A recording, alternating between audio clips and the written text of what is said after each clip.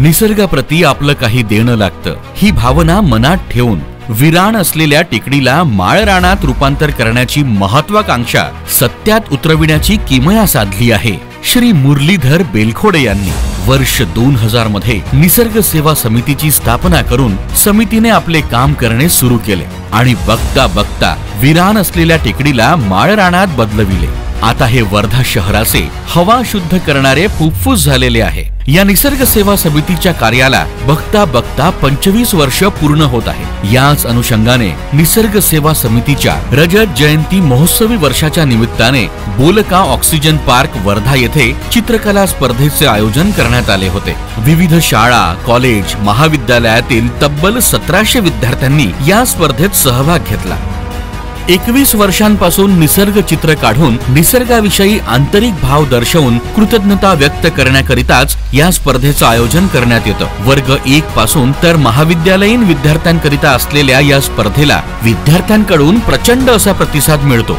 चित्र काढण्याकरिता paper sheet प्रत्येक विद्यार्थ्याला समितीकडून दिल्या जाते। चित्राच्या माध्यमातून आंतरिक भावना निसर्गाशी कशा जोडता येतील, जल, जंगल, जमीन या बाबतीमध्ये लहानपणापासूनच संवेदना आपल्या कलेच्या माध्यमातून व्यक्त करण्याची ही एक संधी समजूनच या कार्यक्रमाचं आयोजन करण्यात येत आहे। मोठ्या प्रमाणात विद्यार्थी आणि पालक या उपक्रमात स्वयंस्फूर्तीने सहभागी होऊन निसर्गाविषयी आपली कृतज्ञता व्यक्त करतात।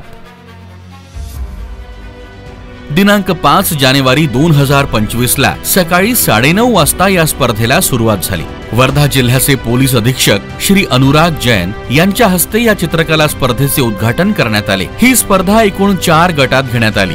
स्वातंत्र्याचा अमृत महोत्सवानिमित्त आयोजित चला जाणूया नदीला, पर्यावरण संवर्धन, संवाद पाण्याशी, पर्यावरण संवर्धनाकरिता विविध उपक्रम यासारख्या विषयावर जनजागृतीपर चित्रकला स्पर्धेचे विषय ठेवण्यात आले होते।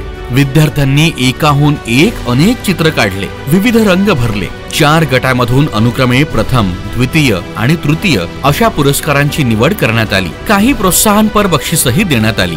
वर्धेचे माजी खासदार माननीय रामदासजी तडस यांच्या हस्ते विजेत्या स्पर्धकांना बक्षीस वितरण करण्यात आलं। पुरस्कार स्वीकारताना विद्यार्थी आणि पालकांच्या चेहऱ्यावरचा आनंद, समाधान अनेकांना सुखावून टाकणारं होतं।